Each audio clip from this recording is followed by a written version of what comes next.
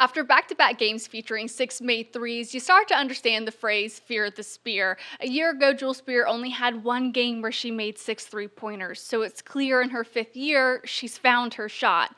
It also might have something to do with why her teammates are calling her the grandma of the team. I'm Paige Dower. This is the Field Pass on Full Disclosure. Jewel the grandma of the team, for real. Grandma is crazy. Before you understand the context, Jewel Spears' response to how I told her Talisha Cooper described her made total sense.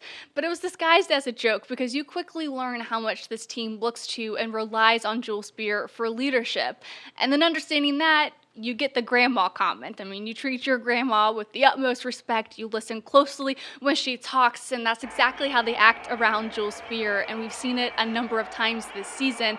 More specifically against Oklahoma, a number of times Jewel Spear was leading the huddle, helping to show her team where they can make the adjustments, and it's a quality head coach Kim Caldwell needs in her players.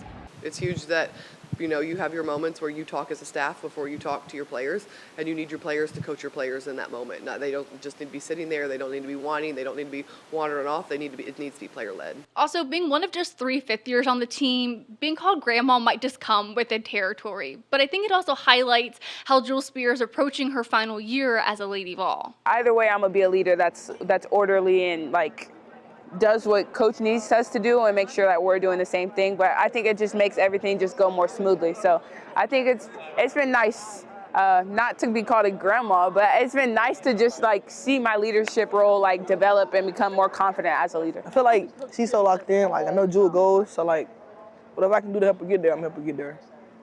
And she's a big leader. That type of humor also really reinforces how connected this team is, and we've seen that bond, translate onto the court a number of times, and how it influences the resiliency that they show on the court. We saw it against FSU, we saw it against Iowa, and it almost erased a 19-point deficit against Oklahoma. It shows off the court just with our chemistry and how we're always goofing around, but we know when it's time on the court that we're serious, we're competitive, and we're doing the best that we can to make sure that we're successful. That confidence has no doubt translated to the court. After missing a pair of games with a lower leg injury, Jewel's been incredibly efficient in her last 5 starts. She's 46% from the field and 45% from 3. And maybe why she's been able to really turn it on these last handful of games is how she spent the 2 games on the bench with a clipboard in hand, observing the game from a different perspective. It might be why Caldwell has given her the green light. I was joking around about having to be like a coach on the bench and then seeing them play and just the joy that they play with, and being out there with my teammates is really fun, and finally getting back in a rhythm and getting healthier. So it's really fun to be out there with them. Doesn't take bad, selfish shots. She's in the gym getting shots up. She creates shots for other people. You just trust her. Her leadership will be vital the rest of the way, and most immediately ahead of Thursday's match against number 6 LSU. After a game where Oklahoma forced them to play away from their brand, Tennessee has got to find a way to be the more dominant team and dictate the style and pace. Jewel says it starts with accountability. No pointing fingers, we're all in this together. You see the mistake, just fix it. So I think accountability is a big thing, but also going into practice, like Sam said, we can't dwell on this loss, but we have to learn from it and make sure that we don't make the same mistakes.